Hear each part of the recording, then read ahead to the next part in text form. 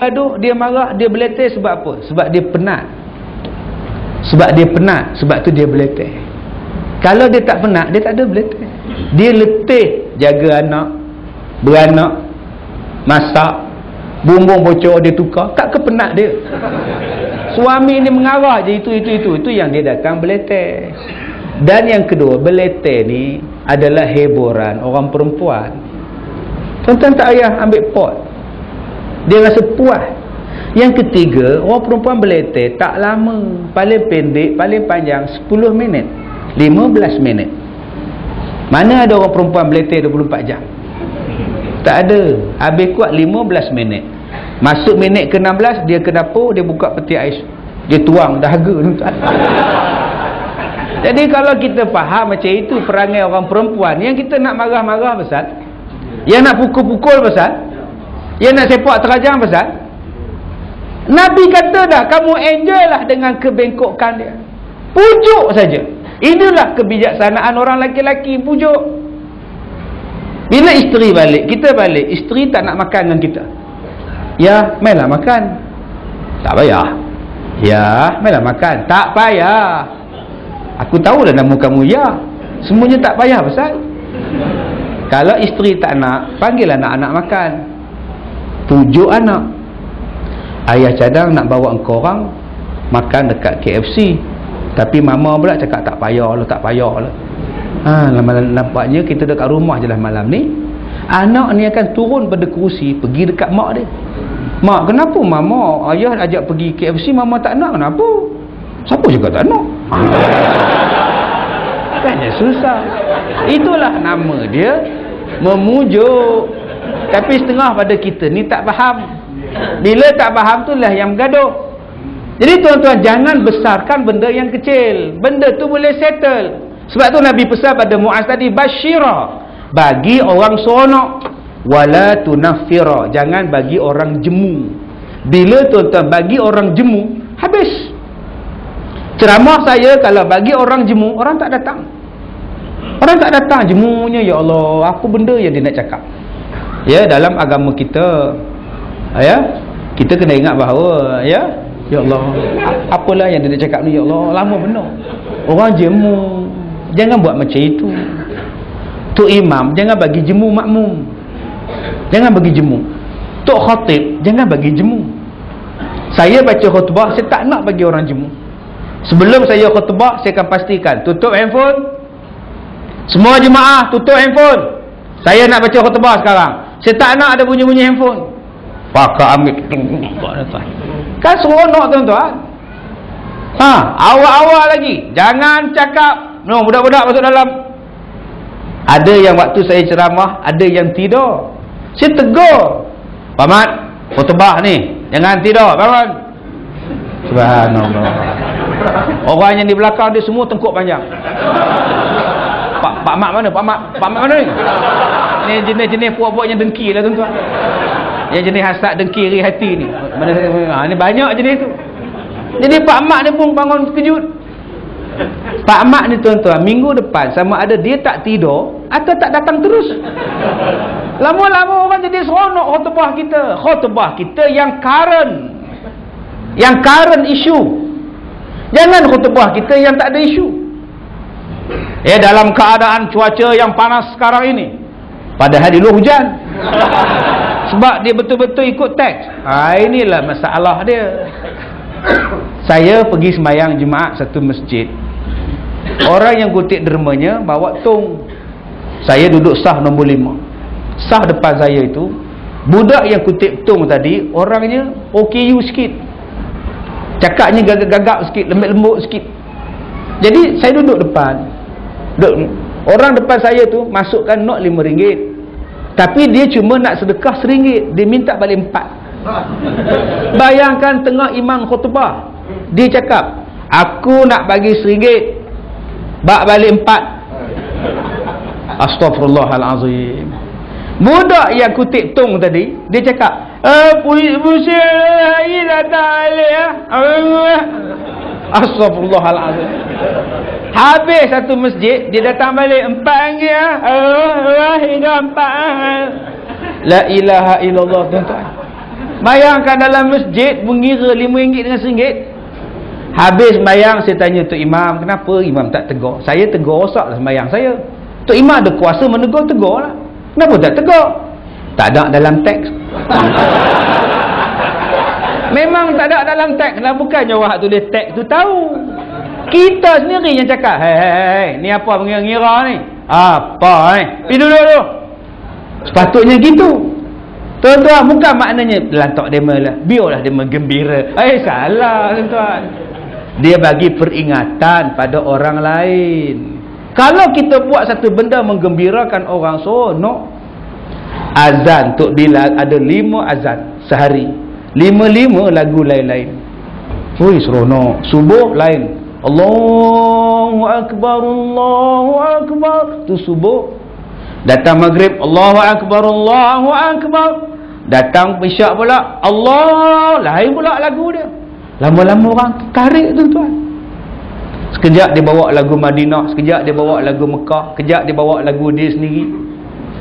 Begitu juga dengan Tok Imam. Kejap dia bawa Masyri, kejap dia bawa Huzaifi, kejap dia bawa Sudaisi, kejap dia bawa ya Allah.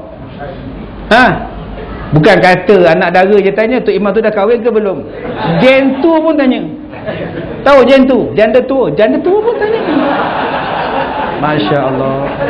Sebab itu apa benda yang kita nak buat bagi orang seronok. Orang meniaga buat seronok. Pemimpin nak memerintah pun bagi rakyat seronok. Nabi pesan macam itu. Nabi pesan supaya kita ni jadi orang yang menyukakan orang. Jadi sebab itu tuan-tuan, yang kedua yang manusia ni lupa ialah waktu dia lapang. Tadi manusia lupa kerana dia sihat. Manusia lupa nombor 2 bila masa dia lapang. Masa lapang ni banyak kita lupa. Masa lapang menyembang. Masjid saya pergi satu masjid tuan-tuan, tiangnya saja berpuluh-puluh dalam masjid. Tiang tuan-tuan ni 6 je, tak banyak. Saya pergi ni tuan-tuan, banyak gila tiang dia. Apa pasal dia orang buat tiang banyak? Rupanya untuk orang menyandar. Subhanallah.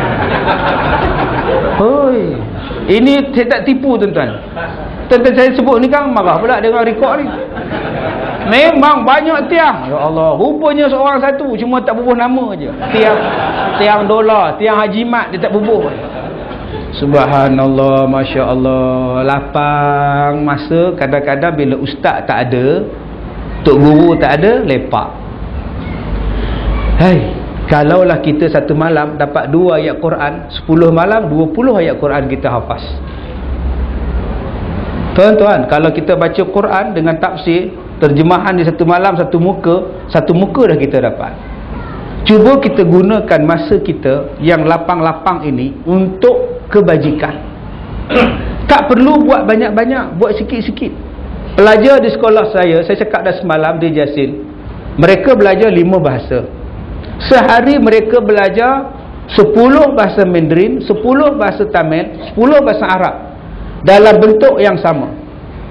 Okey, hari ni kita belajar sakfun. Sakfun itu adalah atap. Orang putih sebut roof. Orang Cina sebut apa? Orang India sebut apa? 10 perkataan sehari. Kalau setahun mereka dapat 3,600 patah perkataan. Sekarang mereka 2 tahun. Dah 2 tahun maknanya mereka lebih daripada 7,000 perkataan mereka dapat. 7,000 tuan-tuan. Dah fasih cakap Cina, dah fasih cakap Tamil. Tetapi cara buatnya ialah sedikit-sedikit. Dia bukan boleh buat banyak-banyak. Islam menyuruh kita ni buat benda yang sedikit tetapi berterusan. Jangan buat sekali banyak langsung tak buat. Buat sikit-sikit. Kita puasa Isnin dan Khamis, cukup. Tak ada ustaz, saya nak puasa setiap hari. Buatlah. Larat tak larat, mampu tak mampu, buat sikit-sikit. Isnin, Khamis. Semayang malam pun buat sikit-sikit. Bangun 5 suku, buat tahajud. Ni tidak, tiap-tiap pagi bangun 3 pagi. Bila nak tidurnya? Buat sikit-sikit tetapi berterusan, lebih bagus. Sedekah sikit-sikit tak apa, tetapi berterusan. Daripada sedekah sekali banyak, kemudian bila nak sedekah, tak ada dah. Nak korban pun tak mau buat dah. Dia satu bahagian tak apa. Ini tidak, saya nak 1 ekor lembu, saya nak 2 ekor lembu. Bila awak nak buat pula, lagi 20 tahun. Tak mau. Kerana itu ada orang yang bila ditanya, awak bila nak buat korban? Tahun ini awak tak korban ke? Kita dah korban dah. Bila Tuan Haji buat korban? Tahun 70. Dia tengok ke langit tuan-tuan. Punya lamanya tak 74, 72. Kenapa kita ada sifat macam itu? Tengah sihat ni tuan-tuan, tengah lapang masa ni, jom kita mendalami agama. Tengah lapang. Di sekolah saya ada 400 pelajar-pelajar yang pencin-pencin. Apa lagi nak buat? Nak main golf. Sampai bila nak katok kayu golf? Sampai bila? 400 orang ini ada ahli parlimen pencin, ada anak raja, ada pengarah pencin, ada SS pencin, ada pegawai kewangan negeri pencin, ada pengetua pencin, guru besar pencin, tukang kebun pencin, segala benda orang ada.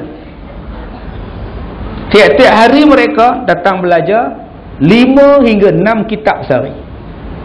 Dulu mereka jadi cikgu sekolah, budak-budak bawa beg, diheret ni dia ada roda beg. Sekarang dia orang pula ada roda beg. Cikgu-cikgu pakai bawa beg beroda-roda pergi belajar. Sehari 6 kitab.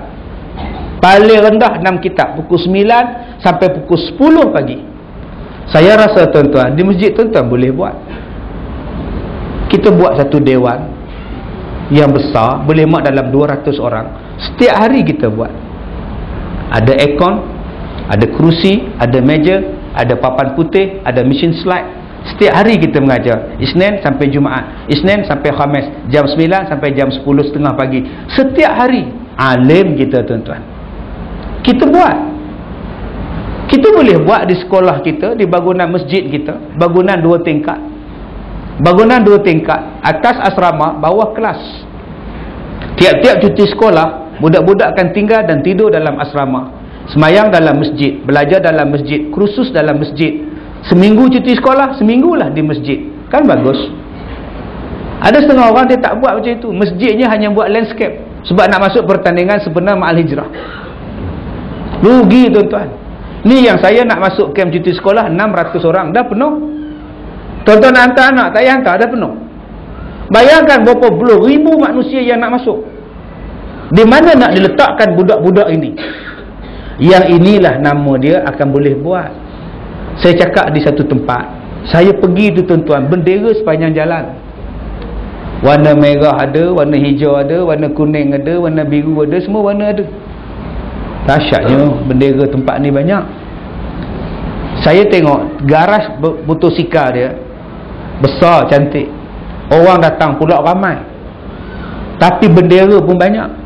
Saya kata abang-abang, di sini kalau ada pimpinan-pimpinan parti politik, yang mana ada parti politik yang ada duit, garaj ni jadikan dewan. Bagi duit buat dewan. Parti politik B bagi kerusi dengan aircon.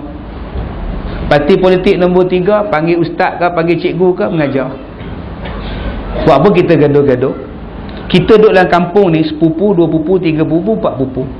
Masing-masing rumah pasang bendera, akhirnya bergaduh. Cubalah ambil duit, kongsi ramai-ramai, letak buat dewan pengajian. Anak-anak dapat cuti sekolah, boleh datang, boleh buat tuition, orang tua-tua boleh belajar pagi-pagi. Apa sebab kita nak gaduh? Saya kata dah, apa yang penting kerja sama. Susah ke itu untuk buat benda itu tentu. Sampai bila kita nak bergaduh, saya pening kepala. Salah satu sebab saya akan bersara tahun hadapan ialah sebab bergaduh. Sedih tuan-tuan, saya sebagai penceramah, saya penat. Saya penat apa? Bukan saya penat ceramah. Saya penat tengok gelagat manusia. Ya, yang terbaru bila saya keluar dalam TV 2-3 minggu lepas. Habis saja siaran dalam TV, orang panggil saya anjing. Saya rasa tak seronok tuan-tuan. Sedih hati tuan-tuan orang panggil anjing. Panggil kerbau tak apa. Sebab tu orang glamour kalau mak kerbau. Oi, hebat tuan-tuan mak kerbau. Tapi kalau orang panggil mak anjing, Den singa, oi bangga. Garang tuan-tuan. Sebab tu kebanyakan pasukan bola sepak di Malaysia ni semua nama hebat-hebat. Seladang, nampak tu Perak. Singa Utara, Perlis. Skuad Badak, Sabah. Tok Gajah, Pahang. Kancil, Melaka. Tuan-tuan. Jengking, Johor tu. Aduh, Kenari, Kedah. Ada bungo, anjing, ada.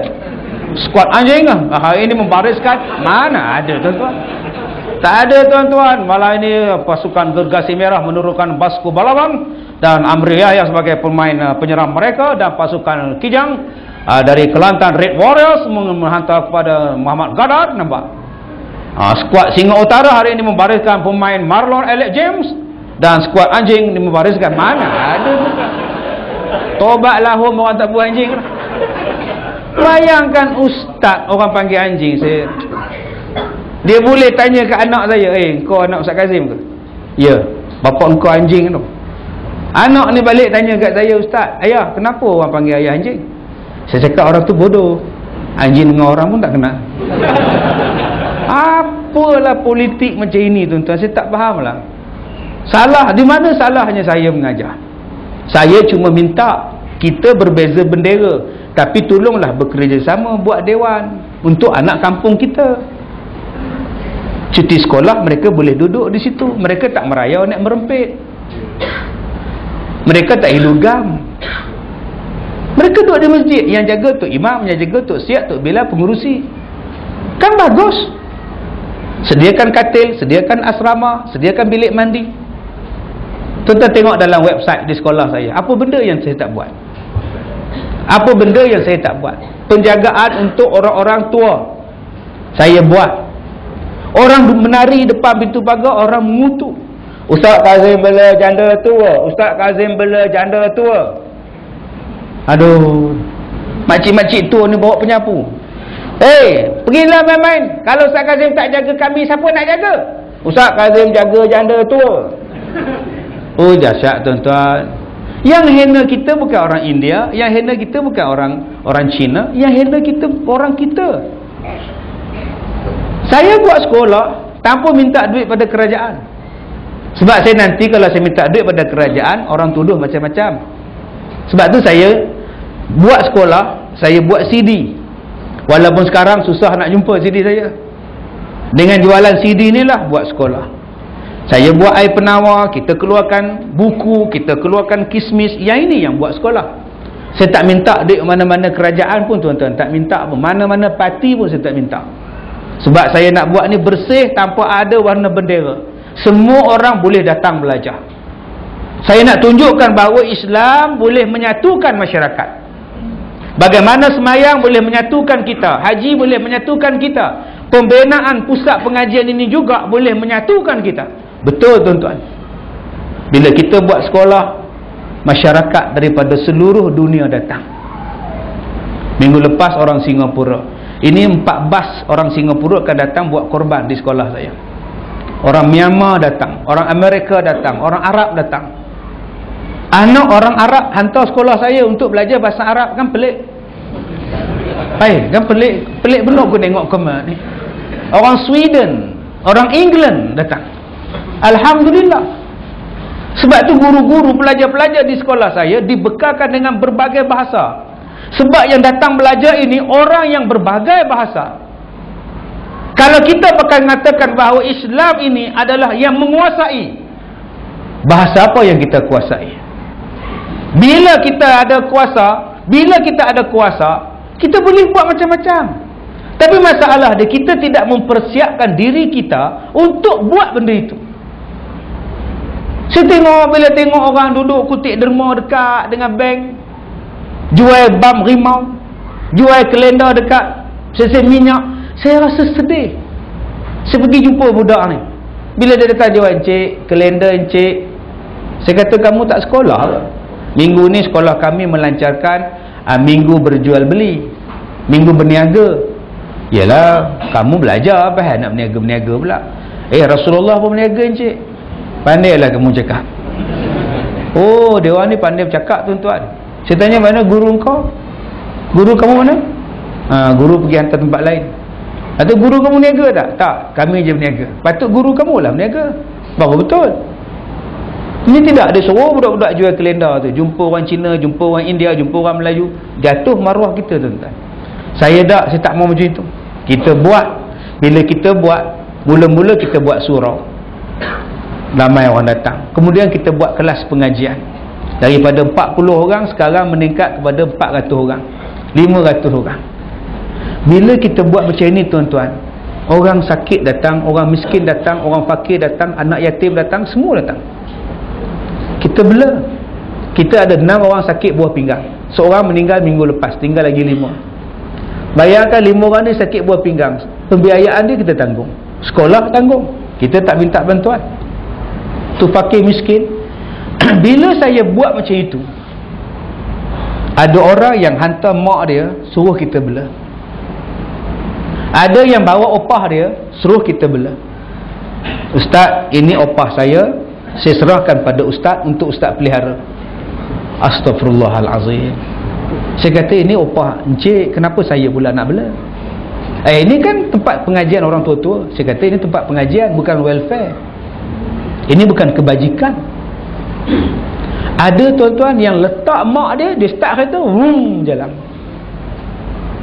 Yang ini berlaku sebelum Ramadan yang lepas. Mengengkang-engkang mak dia datang. Alignment dah lari. Orang perempuan alignment lari begini jalan. Bertongkat-tongkat. Dia kata, ustaz, bagilah sebuah rumah pondok, menantu saya halau. Saya kata, anak makcik macam mana? Anak saya kata, mak keluarlah. Duduk di rumah ni pun gaduh dengan menantu mak je. Mak keluarlah mak. Anak boleh cakap dekat mak macam itu. Jadi mak ni datang bawa beg dengan tongkat dia. Ustaz, bagi dekat saya ada pencen 800. Saya takkan minta duit anak-anak saya. Dapat satu rumah, saya bagi rumah pondok. Makcik duduk sini. Bila nak raya puasa, dia cakap kat saya, ustaz, jangan telefon mana-mana pun anak saya. Saya nak raya seorang-seorang. Bayang tuan-tuan, kalau mak dah kecewa macam itu. Ya Allah, kita yang tak ada mak ni teringat siang malam dekat mak. Orang yang ada mak boleh tinggal mak gitu je. Macam mana Allah nak bagi rahmat tuan-tuan? Macam mana Allah nak bagi rahmat kasih sayang macam tu?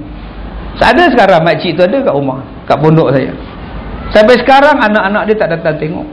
Mati ke, demam ke, sakit ke, jatuh tangga ke, nak pergi klinik ke, anak-anak tak peduli. Dia lupa tuan-tuan. Lawan mak bapak ni, Allah balas dosanya sebelum kita mati. Ingat, tuan-tuan yang mana ada mak bapak di sini, ingat, Allah balas sebelum mati kalau kita derhaka pada mak bapak. Mati susah nak mengucap ke, hidup melarat ke, hidup merana ke, kita tak tahu. Saya sedih tuan-tuan tengok manusia-manusia yang tak peduli dengan mak bapak ni. Entah apa yang dia kejar dalam hidup ni. Ada isteri, kalau bercerai, kita boleh kahwin lain. Ada suami, kalau kena tinggal, kita boleh cari suami lain. Tapi kalau mak dah tak ada, nak cari mak mana? Bapak dah tak ada, nak cari bapak mana? Sebab itu tuan-tuan, jadikan pengajaran daripada cerita anakku Sazali itu. Kenapa anakku Sazali? Sazali tu lawan bapak dia Hasan. Bila bapak dia tunggu Sazali pukul 2 pagi baru balik. Kau baru balik Sazali? Ya bapak. Bapak belum tidur? Aku menunggu kau Sazali. Apa yang telah kau buat kepada anak Pak Long kau Sazali? Apa yang Sazali buat? Sazali tak buat. Sazali, apa yang telah kau buat pada anak Pak Long kau? Bukankah kau mencemarkan anak Pak Long kau? Sudah. Piram letak kaki atas bangku, dia start nak ceramah kat pak dia pula. Kalaulah bapak mendidik Sazali 15 tahun dulu, Sazali takkan jadi macam ni, bapak tahu. Dia syarah pula kat bapak dia. Tapi 10 tahun yang dulu, apa yang Sazali buat, bapak hanya cakap, anakku Sazali. Sehinggalah Sazali menipu bapak. Bapak hanya bercakap, anakku Sazali. Sekarang Sazali telah besar, bapak dah tak ada duit untuk membiayai Sazali. Sekarang Sazali telah menjadi Samsung yang paling besar di Singapura. Bapak tahu. Aduh, Masya Allah. Cuba tengok macam mana nak dapat Sazali. Macam mana nak dapat Sazali? Apa yang Hasan dengan Mahani buat? Sebelum dapat Sazali, mereka kahwin. Sebelum mereka kahwin, apa mereka buat? Bukankah mereka menyedihkan mak bapak mereka? Bukankah mereka merosakkan harapan mak bapak mereka? Bukankah mereka derhaka pada mak bapak mereka? Lawan mak bapak, derhaka pada mak bapak, akhirnya anak-anak jadi apa? Yang ni yang orang tak nampak. Bila anak kita melawan, bila anak kita degil, kita selalu tojol kepala anak kita, bodohnya budak ni, degilnya budak ni, melawannya budak ni. Sebenarnya sifat-sifat itu dah ada pada kita. Sebelum dia derhaka, kadang-kadang kita derhaka pada dia dulu. Derhaka kerana apa? Panggilan nama yang tak betul. Berapa kali saya cakap pada tuan-tuan, jangan bubuh nama anak Mamat. Mamat maknanya mati. Kita bubuh nama anak Muhammad, tapi panggil Mamat. Minta maaf lah kalau ada sini nama Mamat. Minta maaf sangat-sangat. Bukan saya. Tolong tukarlah, panggillah nama Muhammad. Kenapa Mamat? Mamat ni tuan-tuan buat apa pun tak jadi. Nyanyi pun tak jadi. Sudah hilang dah dia. Berkurun lama ku rasakan cintaku padamu. Pergi mana sekarang tuan-tuan? Nama tu. Yang kedua, kadang-kadang kita derhaka pada anak kita. Kita bagi duit yang haram, makanan yang haram pada dia. Kadang-kadang yang syubhat, orang bagi pisang dekat masjid, kita ambil yang elok-elok, simpan dalam ragam motor, tutup dengan kain tuala. Itulah pisau balik ke rumah. Sedangkan pisang itu untuk orang masjid. Habiskan di masjid, tak habis baru bawa balik. Ini sudah cuk awal-awal. Dengan bangganya 4 sikap bawa balik. Hoi, hoi ya, hoi bawa balik. Dia suruh isteri buat cokodok. Kesannya pada anak-anak kita. Kadang-kadang kita lawan mak bapak, kesannya pada anak kita. Kadang-kadang pembahagian harta pusaka tak betul. Kita tipu, kita mengelak, kesannya pada anak cucu kita. Tak jadi pada anak, jadi pada cucu. Saya buat tanah wakaf. Orang nak wakaf tanah dekat saya 10 ekar kelapa sawit. Saya pergi tengok. Cantik kelapa sawitnya, sama tinggi dengan kita. Cantiknya, saya kata. Mana gerannya abang? Saya pun tengok geran. Ada 12 nama dalam geran. Ini belum tukar nama abang lagi. Saya bukan nama ustaz, saya menantu kepada salah seorang nama ini. Jadi 12 orang ni hidup ke dah mati? Ke semua hidup ke semua mati? Semua dah innalillah ustaz. Bayangkan 12 nama dalam geran, semua dah mati. Tak dibahagi pusaka. Macam mana nak wakaf? Jadi nama ayah mertua abang mana? Ni yang nombor 4 ni bapa mertua saya. Isteri saya, anak dia. Anak isteri saya kata wakaflah pada sekolah Ustaz Kazim. Yang lain-lain dah setuju ke? Dia orang setuju ustaz, tak apa.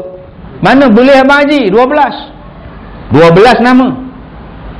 Orang yang bawa kereta saya, pengiring saya tu, orang kampung situ, dia pun tengok geran tu. Ini nama datuk saya. Rupanya rumah datuk dia pun ada situ. Macam mana datuk saya ada kebun, saya tak tahu ya. Dia tanya pula dekat brother yang nak wakaf ni, siapa yang tanam ni? Hasil dia siapa ambil sekarang? Saya kata dia nak bergaduh pula. Baik aku belah siap-siap tuan-tuan. Aduh, sama-sama dah ni. Macam mana boleh ni? Saya tak tahu ni. Brother dia cakap, saya pun tak tahu, saya menantu je. Tak adalah siapa yang buat ni, siapa ambil hasil ni, saya pun waris tahu. Sudah, saya kata, saya kat driver saya, bla bla bla bla bla. Sebab itu saya suka dengan cerita Tiga Abdul. Tiga Abdul tu bagus. Bagus cerita Tiga Abdul. Bapak dia mati, hari ni mati, hari ni bagi pusaka. Itulah bagus. Cepat bagi pusaka, bagus. Jangan bertangguh-tangguh. Kadang-kadang kita ni banyak sentimental value. Mak mati hari ni, besok nak bagi, adik-beradik marah. Mak baru je mati, engkau orang dah bincang pusaka. Tak sayang kat mak langsung. Kan mak dah mati, kita kena uruskan cepat. Bagus tu Abdul Wahab tu, abang sulung. Abang kakanda Abdul Wahab, kakanda abang sulung. Segala harta-harta ayahanda, kilang-kilang ayahanda, factory adalah dapat pada kakanda. Factory dengan kilang kan sama, tuan-tuan. Ini cerita Tiga Abdul. Segala duit ringgit ayah anda di dalam bank Adinda Abdul Wahid yang punya. Dan Adinda Abdul Wahid rumah ini. Yang tu saya tak setuju, tak adil. Nasib baik dia dapat wasiat daripada Sulaiman akhlaqan. Yang saya setuju ialah bila mati, uruskan cepat pembahagian harta pusaka. Jangan tangguh-tangguh. Bila mati mak, mati kakak pula macam. Anak ada tuntut pula. Uruskan, dan itu tidak dikira derhaka pada mak bapak. Sebab banyak adik-beradik berpecah belah, tak bersatu sebab pembahagian pusaka tak betul. Abang tipu. Masa mak sakit, dia tulis surat, dia ambil jari mak, dia cop dengan cap jari dia. Sekarang sebelum mak mati, mak dah cap jari dia, bagi tanah semua dekat abang. Jadi korang semua tak dapat ya, bye-bye kata dia. Boleh ambil, tapi tunggu anak kamu jadi apa? Tunggu anak kamu, isteri kamu, cucu kamu jadi apa? Sebab kamu ambil benda yang haram. Kullu lahmin nabata bil sukhtin fannara aula bi. Saya minta tuan-tuan, kalau kita ada buat pembahagian pusaka yang tak betul, baik kita pulangkan balik pada adik kita, kakak kita, abang kita. Berpesin sangat tuan-tuan, duduk dalam kubur ni gelap. Tuan-tuan, duduk dalam kubur ni gelap tuan-tuan. Tuan-tuan duduk dalam masjid sekarang ni sempit, ni orang perempuan di belakang sempit, kiri kanan saya pun sempit. Sempit-sempit kita boleh keluar ambil angin. Dalam kubur lagi sempit, mana boleh keluar? Kalau keluar hantu kubur. Hantu jerangkung lah. Dalam dunia ini aku orang berani. Itu Haji Sattar. Aku berani mati walaupun beribu kali. Oi, dahsyat, beribu kali sanggup mati. Aku orang kuat, pandai pencak silat. Siapa berani rapat, aku bungkus macam ketupat. Ini cakap orang besar. Dalam kubur kalau mati sempit, tak boleh keluar. Tuan-tuan, dalam masjid ni panas, sempit, penuhnya orang, tapi ada kipas. Kalau tak ada kipas, ambil kipas angin sendiri. Boleh keluar, duduk di sana, sejuk.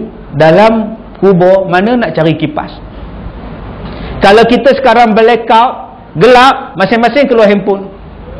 Semua pakai nyalakan handphone. Handphone ada torchlight. Handphone 4,000 tak ada torchlight. Yang RM64 ada. Dengan bangganya suluh muka ustaz. Handphone yang murah. Dalam kubur, kalau kita gelap, siapa yang nak cerahkan? Kalau tuan-tuan pergi Pantai Kelebang, ni orang buat motor show lah, apa semuanya ada, tengah-tengah malam ni ada lagi. Dalam kubur, kalau tuan-tuan sunyi, tuan-tuan nak panggil siapa? Sebab itu tuan-tuan, nak bagi selamat kita ini, inilah dia amalan kita yang 3 tu. Anak yang soleh yang mendoakan kita. Tuan-tuan datang mengaji malam ni, niat dalam hati, ya Allah, kalau ada pahala aku mengaji ni, ya Allah, aku sedekah pada almarhum mak bapak aku, ya Allah. Jadilah saya bila lalu depan sekolah, saya tadah tangan, ya Allah, kalau ada pahala aku buat sekolah ni, ya Allah, aku hadiah pada almarhum ayah aku, mak aku, ya Allah. Alhamdulillah. Jadilah. Ini orang benci majlis ilmu, tak nak datang, boykot lagi. Saya cakap boykot ni sebab apa? Sebab saya kena. Sebab tu saya cakap. Tuan-tuan mungkin tak nampak apa yang saya kena boykot. Sakitnya jiwa ni tuan-tuan. Tapi ngenangkan ini perintah Allah, lantak kamu lah, kamu mengadap dengan Allah. Kalau setakat orang bubuh taring dekat muka saya, tanduk tu, saya tak heran. Saya tak heran tuan-tuan. Tapi kalau orang cala kereta, orang datang rumah nak ajak tumbuk, nak tampar, orang kacau anak isteri, subhanallah, ini melampau tuan-tuan. Melampau. Sebab itu orang macam ni, saya sebagai penceramah, saya sebagai pendakwah, saya mengajak orang ke masjid, salah apa? Saya mengajak orang supaya berpegang pada Islam, di mana salahnya? Saya cuma ajak orang Melayu bersatu hati, di mana salahnya? Kita jadi anak soleh, kita ada ilmu yang bermanfaat, kita ada sedekah jariah, kita akan jadi hebat. Saya sebut pada tuan-tuan, saya ada satu orang Cina masuk Islam. Saya letakkan tangan saya macam ini. Dia ikut. Okey, you ikut nah. La ilaha illallah. Bagi dia senang sebut, dia pun sebut. Saya masukkan gambar itu di dalam Facebook saya. Alhamdulillah, hari ini bertambah lagi seorang Islam di atas muka bumi.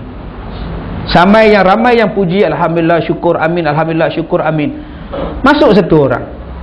Cuba tengok, Ustaz Kazim sedang mengajar satu Malaysia pada pengikutnya. La ilaha illallah. Apalah nak jadi? Dia kata saya mengajar satu Malaysia.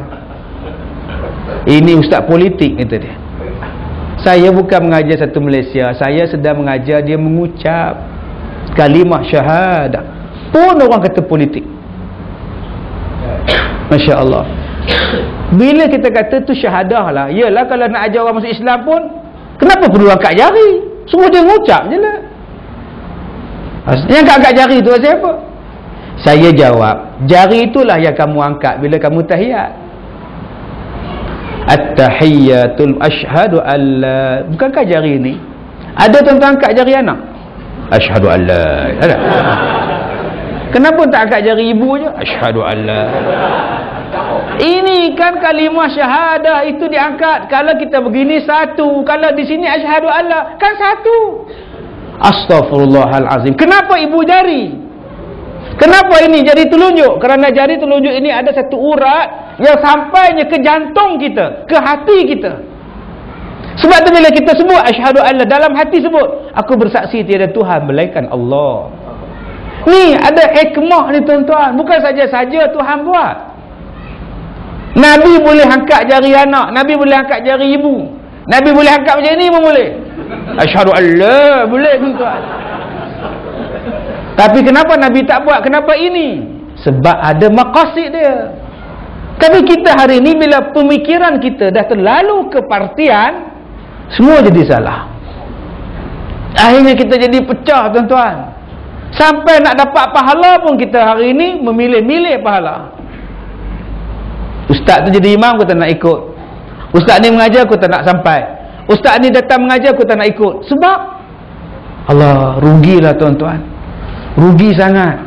Kita nak cari pahala. Saya selalu sebut, kita tak banyak pahala. Habis tu kenapa buat dosa? Lagi sekali saya ulang, kita tidak banyak pahala. Habis tu kenapa banyak buat dosa? Janganlah buat dosa, buat pahala je. Lepas ni jaga mata. Jaga mata, jangan buat dosa. Tundukkan, yaghuddu min absarihim, tundukkan mata-mata mereka, penglihatan mereka. Tundukkan. Jaga telinga ni. Jaga lidah, jaga hidung, jaga tangan, jaga kaki, jaga hati. Banyak orang yang mulut jahat, sentiasa nak komen. Tengok orang gemuk, komen. Gemuknya mesti makan banyak. Tengok menantu orang hitam pun komen, hitam gila, nampak ke? Astaghfirullahalazim. Bukankah itu ciptaan Tuhan? Kenapa disebut? Kadang-kadang suami sendiri mengutuk isteri dia. Isteri dia kurus, dia panggil isteri dia papan. Isteri lalu belakang dia, dia terkejut. Astaghfirullahalazim, aku ingat papan tadi berjalan. Kamu berjalan, ya Allah. Sedangkan isteri kuruslah untung. Naik motor tak berat, pakai baju jimat, tempat sempit pun muat. Ya Allah. Masalah dia, ustaz, isteri saya gemuk. Gemuk lagi bagus, kalau hilang senang jumpa. Duduk tempat ramai-ramai, mana bini aku, ayah, anak kita tu, ayah, semua orang ke tepi, mama nak lalu tu, nampak? Jadi apa masalah kita? Yang kita nak mengutuk buat apa? Jaga tuan-tuan, jaga. Ya, jadi tuan-tuan, di akhirnya, yang akhirnya tuan-tuan, jadi kita minta pada tuan-tuan, bila nak cari pahala, carilah betul-betul. Jangan cari pahala ada niat yang lain. Ada niat yang lain. Ada orang yang sembahyang, niat dia nak bagi hitam dahi. Dicarinya kapet yang bahagian tebal tu, sejadah tu, di situlah dia sujud. Bukan setakat sujud, gini dia. Habis-habis sembahyang dia tengok kat cermin, hitam ni. Kalau gitu ambil celak, zap terus. Niat tak kena. Dua benda yang nak menjadikan ibadat kita diterima. Tuan-tuan tolong jaga dua benda ni yang nak menjadikan ibadat kita diterima. Pertama, ikhlas. Wa ma umiru illa liya'budullah mukhlishina lahuddin. Tolong ikhlas. Nak ikhlas ni susah-susah tuan-tuan, sungguh. Nak jaga masjid ikhlas. Cuci masjid, bersihkan masjid. Kadang-kadang orang tak puji pun. Biarkan dia tak puji. Janji Allah puji aku.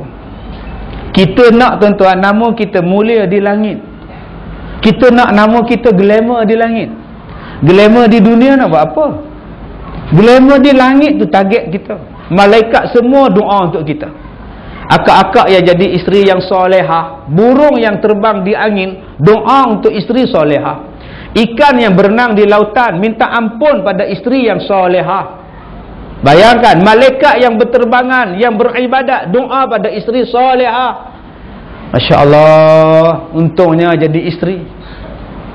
Sebab ada orang datang jumpa saya, dia kata, Ustaz, saya tak nak kahwin, saya nak jadi Rabi'atul Adawiyah. Saya kata, akak kahwin. Tak nak. Dia pegawai tuan-tuan, gaji 5,000, dia tak nak kahwin. Umur 34. Siapa boleh pujuk, angkat tangan. Saya nak jadi Rabi'atul Adawiyah. Saya basuh dia tuan-tuan. Dia kata, saya pegang pada satu ustaz cakap, satu hari Rasulullah ditanya oleh seorang perempuan, apakah hak isteri dengan suaminya? Rasulullah jawab, andai kata suaminya luka, berkudis, bernanah dari hujung rambut sampai hujung kaki, isteri tadi menjilat nanah-nanah si suami, dibersihkan dengan dijilat, belum lagi menyempurnakan hak suami. Perempuan tadi pun berkata, kalau begitu ya Rasulullah, saya tak nak kahwin. Nampak Ustaz? Perempuan tadi tak nak kahwin, Rasulullah tak marah. Saya kata, Ustaz tu tak baca habis hadis tu. Tuan-tuan yang bernanah lepas ni, jangan suruh isteri jilat pula. Jangan buat kerja gila pula. Kuku dia cekam bernanah, PA jilat. Jangan, tu nama dia penderaan. Nanti kena jangkitan virus isteri kita kan. Di akhir hadis itu Rasulullah kata, kahwinlah kamu, pada kahwin itu ada barakah.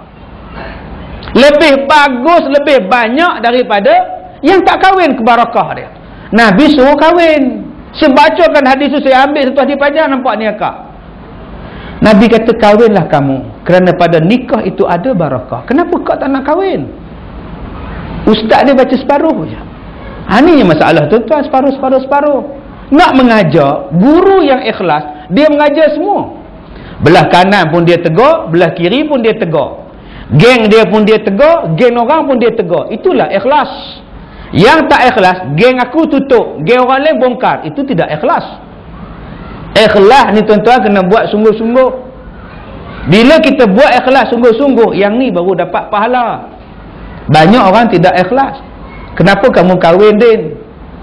Saya kahwin paksa, kena tangkap. Itu yang kahwin tu. Kalau ikut aku pun tak nak. Atau ya kamu berkhulwat dengan dia, buat apa? Dah diajak, aku balur dah. Tak sangka pula, kena pula malam tu. Aduh, maknanya tak ada pahala. Kahwin kerana Allah, baru dapat pahala banyak. Bayangkan, saya kata isteri buat satu bancuhan suami dia, satu minuman, pahala puasa sunat. Buatnya 5 kali, 5 tahun puasa sunat, pahala dia dapat. Satu gelas saja. Cukup 5 tahun dia buat, 5 kali sehari. Kencing manis dia. Tuan, pom-pom, kaki hilang sebelah, mata rabun. Saya nak cerita betapa banyaknya pahala orang perempuan. Orang perempuan tak payah teruk-teruk, layan je suami. Layan je. Suami ajak, berjalan je. Malam Jumaat ni, sudahlah, pergilah tidur.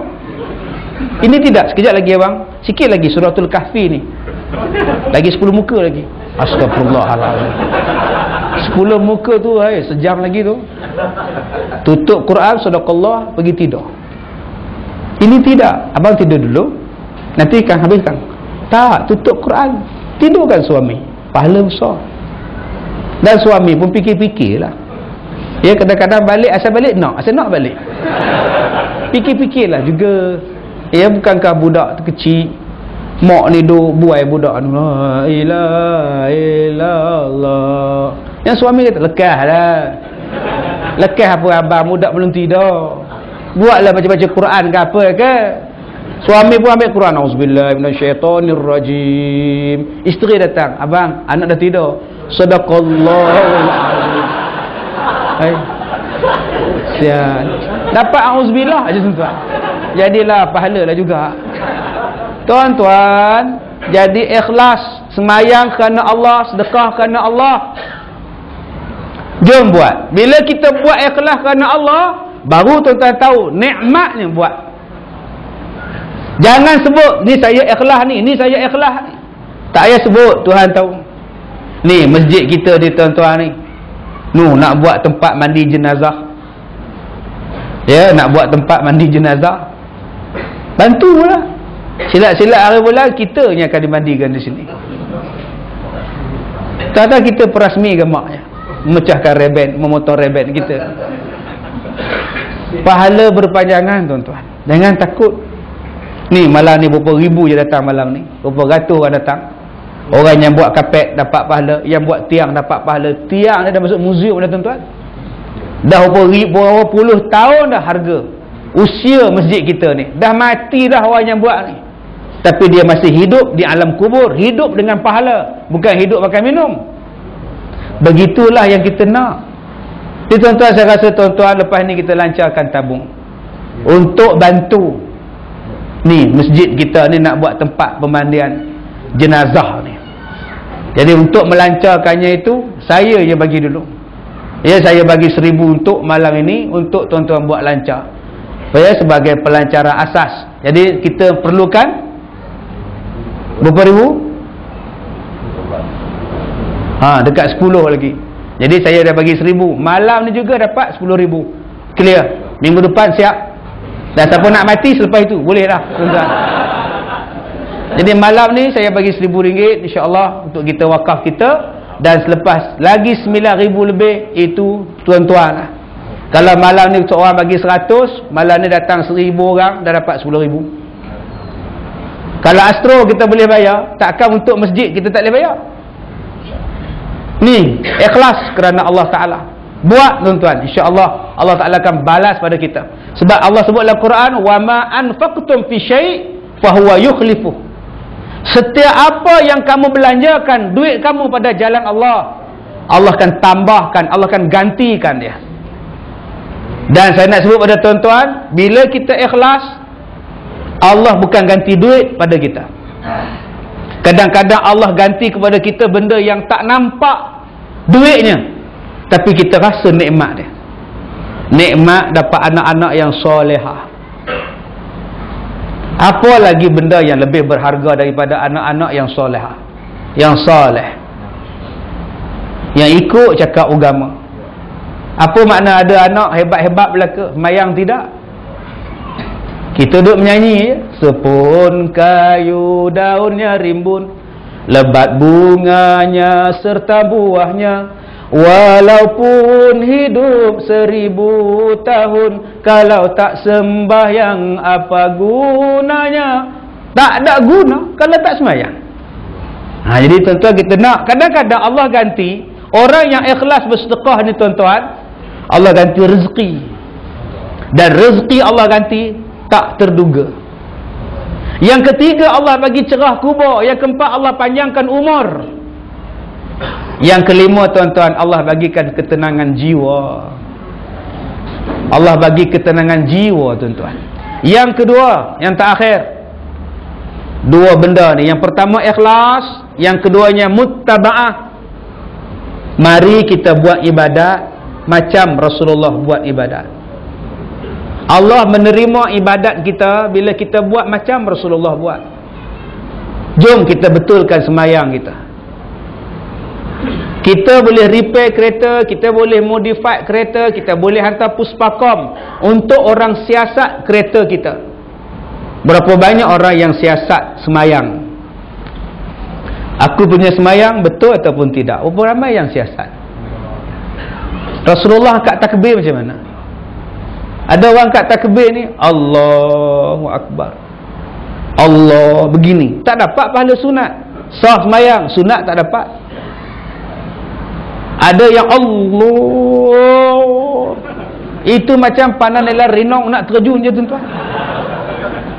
Mana ada semayang Allah, Allah. Tuan-tuan kalau ada sebelah dia, tuan-tuan tampar je kat belakang dia, mesti dia dapat. Allah. Kenapa sampai tahap macam itu? Ada yang angkat tangan rendah sangat, walaupun sunat, tapi tak dapat pahala. Allahu Akbar. Ada yang kaut Allah, orang sebelah dia pun bagi ruang. Tak apa, kau tak sila buatlah dulu, tak apa, saya beralah pun tak apa, buatlah. Ada yang angkat takbirnya tak bunyi. Dia angkat takbiratul ihram tak bunyi. Bila tak bunyi, tak sah.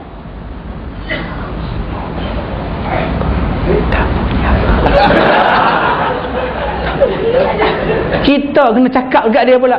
Cakap. Ya Allah.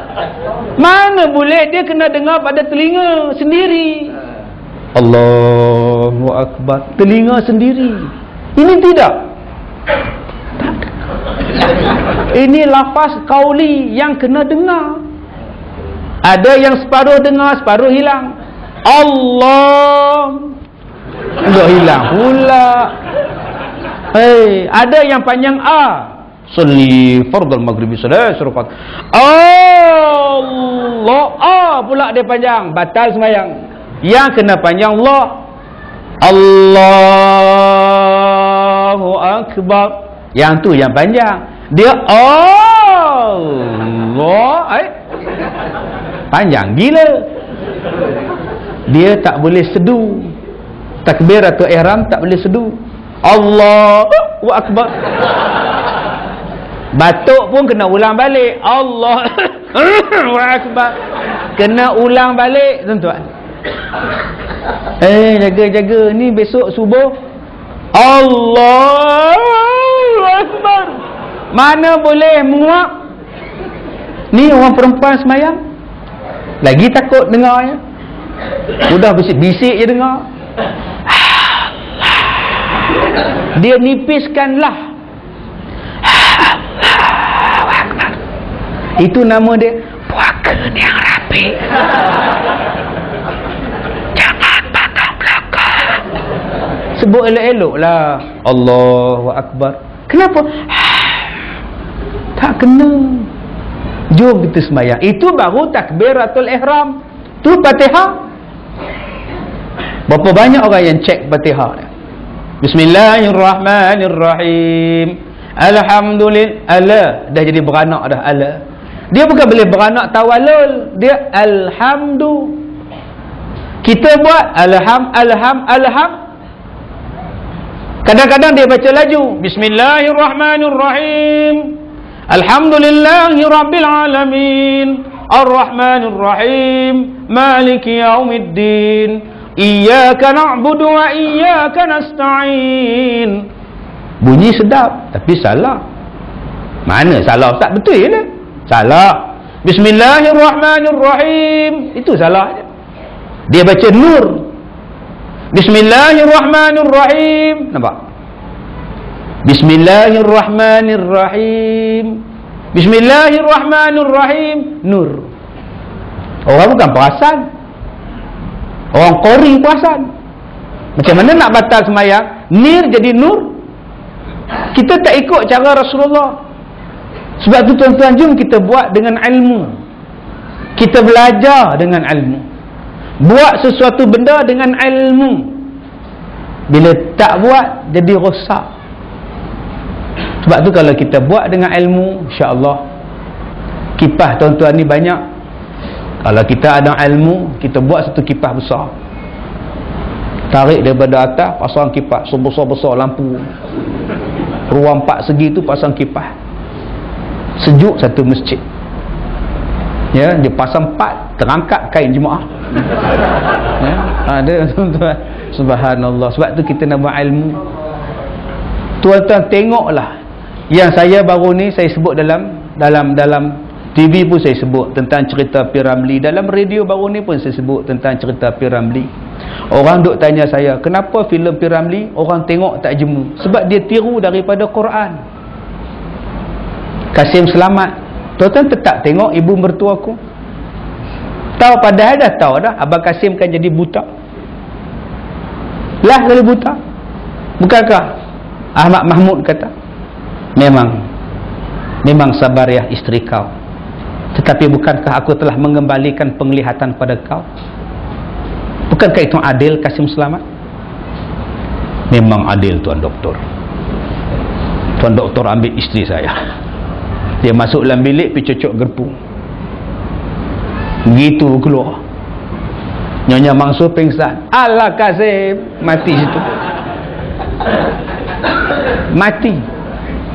Last sekali masa itulah angin terbang main mana tak tahulah, tiba-tiba hanya angin ribut topan mai. Combi pun sampai. Abang Kasim, masa mula-mula Combi jumpa Abang Kasim dalam buta. Sekarang pun Abang Kasim dalam buta. Combi tak kisah Abang Kasim, walaupun Combi bukan nama Aiman. Kenapa? P. Ramlee tiru kisah menangis banyak jadi buta. Bukankah Nabi Yakub menangis banyak teringat Nabi Yusuf buta? Rabun mata dia tuan-tuan, tak nampak, duk sedih banyak. Dia ambil daripada kisah tu, ambil daripada kisah Quran, ambil daripada Quran. Sebab tu jadi hebat. Tuan-tuan buat apa pun kalau ambil daripada Quran hebat. Semalam saya tutup di Masjid Jasin dengan lampu isyarat. Ambil isyarat Al-Quran, buat dalam traffic light, itu Quran sebut. P. Ramlee buat lagu, sampai sekarang kita sedap. Sampai sekarang sedap. Sebab dia ambil tajwid, dia tulis lagu dalam lirik Jawi. Bulan, nampak? Bu mak asli, 2 harakat. Lan, lam nun lan, mati, berjumpa dengan dal, ikhfa. Sebab tu lan kena dengung. Bulan dan juga angin. Angin kena panjang sebab mak ada disukun. Ini tajwid. Buat dengan tajwid sedap. Engkau jadi saksi. Semua kena 2 harakat sebab mak asli. Ni nampak? Tu kaedah dia. Sebab tu lagu dia orang suka. Lagu sekarang orang tak suka, sekejap je. Bulan madu di awan biru. Mana ada orang suka dah lagu tu? Orang tak suka lah. Tak, lagu dia akan jadi pendek sebab tidak ada tajwid. Mana ada orang minat dah lagu Yuna? Ada minat dah? Segala kata caci yang tak minat dah tu lagu. Habis lah. Lagu Najwa anak Pak Latik habis lah. Sebab tak ikut tajwid.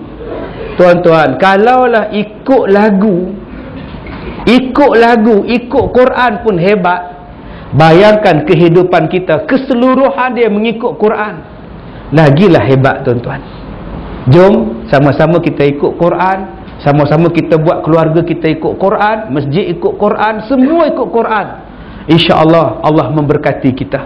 Jadi tuan-tuan, saya jemput tuan-tuan ke sekolah saya untuk sama-sama melawat. Ataupun tuan-tuan boleh tengok, boleh buat lawatan ke sana dan bawalah contohnya ke Melaka. Ada banyak tempat di Melaka minta saya buat minta buat cawangan sekolah. Saya minta maaf. Kalau saya buat cawangan di Melaka, siapa pula nak jaga saya? Ustaz Kazim seorang je. Jadi biarlah tuan-tuan datang ke sekolah saya. Ada orang telefon, dia datang nak jumpa saya, nak bagi tanah, nak buat cawangan sekolah saya di Melaka. Saya minta maaf, saya tak mampu buat. Kalau nak, tuan-tuan datang ke sekolah saya, ambil segala kertas kerja, ambil macam mana saya buat sekolah, macam mana nak biaya, macam mana nak mengajar, buat di Melaka. InsyaAllah tuan-tuan boleh hidup dan bumi ini akan diberkati oleh Allah. Saya rasa benda itu sebab saya buat, saya rasa hidup saya sangat menyeronokkan. Ya, saya rasa tenang tuan-tuan. Budak-budak yang datang sekolah rasa seronok, tenang, masyarakat tenang, tak ada gaduh-gaduh. Jadi rupa-rupanya bila ada orang yang hafal Quran, bila ada orang tua yang datang masjid, bila ada anak muda yang duduk dalam masjid, belajar tentang agama, belajar tentang Islam, Allah turunkan barakah pada kita. Saya rasa tuan-tuan boleh buat di kampung tuan-tuan ini. InsyaAllah datang, jemput, tengok dulu dalam website. Dan saya rasa banyak dah tempat di Malaysia ni yang tiru sistem saya. Pengajian saya yang dibuat di sekolah, dan nampaknya Alhamdulillah berkesan. Ada di Selangor, ada buat di Kedah, ada yang pergi buat di Perak, dan ada di Johor pun ada. Jadi tuan-tuan, mudah-mudahan Allah memberkati tuan-tuan semua, memberkati kita semua. Jadi tuan-tuan yang mana nak bantu sekolah saya dengan dapatkan buku-buku saya yang terbaru, CD-CD saya yang terbaru, air penawar dan sebagainya, Habatus Sauda, tuan-tuan boleh dapatkan di gerai jualan Pusat Al-Barakah di luar. Kita sudahi dengan surah Al-Asr. Bismillahirrahmanirrahim. Wal 'asri innal insana lafi khusr illa alladhina amanu wa 'amilus solihat wa tawassaw bil haqqi wa tawassaw bis sabr. Bismillahirrahmanirrahim. Alhamdulillahi rabbil alamin, wassalatu wassalamu ala Rasulillah wa ala alihi wa sahbihi ajma'in. Allahumma inna naj'aluka fi nuhuri a'daina wa na'udzubika min syururihim. Allahumma baddid syamlahum wa farriq jam'ahum wa syattid kalimatahum wa zalzil aqdamahum wa sallit alaihim kalban min kilabik ya qahhar jabbar ya muntaqim. Allahumma ya munzilal kitab wa ya mujriyas sahab wa ya hazimal ahzab ihzimhum wansurna alaihim walhamdulillahi rabbil alamin. InsyaAllah, terima kasih pada Nordin Group, terima kasih pada lembaga masjid, terima kasih pada tuan-tuan semua. Kalau ini kali pertama dan kali terakhir kita berjumpa, saya bermohon maaf sekiranya terkasar bahasa, tergurau, terlebih dan sebagainya. Seperti mana yang tuan-tuan sedia maklum, saya akan berpencen daripada berceramah macam ini bermula pada 28 November tahun 2013. Jadi saya tak naklah centih dah dengan banyak kerenah. Saya dah 22 tahun berceramah. 28 November ini genap 23 tahun saya berceramah di seluruh Malaysia, ASEAN dan sebagainya. Jadi sebab-sebab saya nak berhenti, saya rasa semua tuan-tuan tahu. Saya dah fed up dengan politik, dengan orang-orang politik yang banyak duk hentam saya, memfitnah dan sebagainya. Jadi saya tak suka tuan-tuan. Saya mengajar, tinggal anak isteri 4 hari seminggu, keluar tak balik rumah semata-mata nak mengajar orang. Tapi itu balasan yang saya dapat. Jadi saya dah tak berminat lagi untuk nak ceramah-ceramah macam ni, lantaklah dia orang. Jadi saya hanya nak tumpu pada sekolah saya je. Target saya dalam 5 tahun akan datang ada lagi 500 Ustaz Kazim yang akan keluar berceramah. Jadi itu target saya. Saya minta maaf. Wabillahi taufiq wal hidayah. Assalamualaikum warahmatullahi wabarakatuh. Bismillahirrahmanirrahim. Wal 'ashr innal insana lafi khusr إلا الذين آمنوا وعملوا الصالحات وتواصوا بالحق وتواصوا بالصبر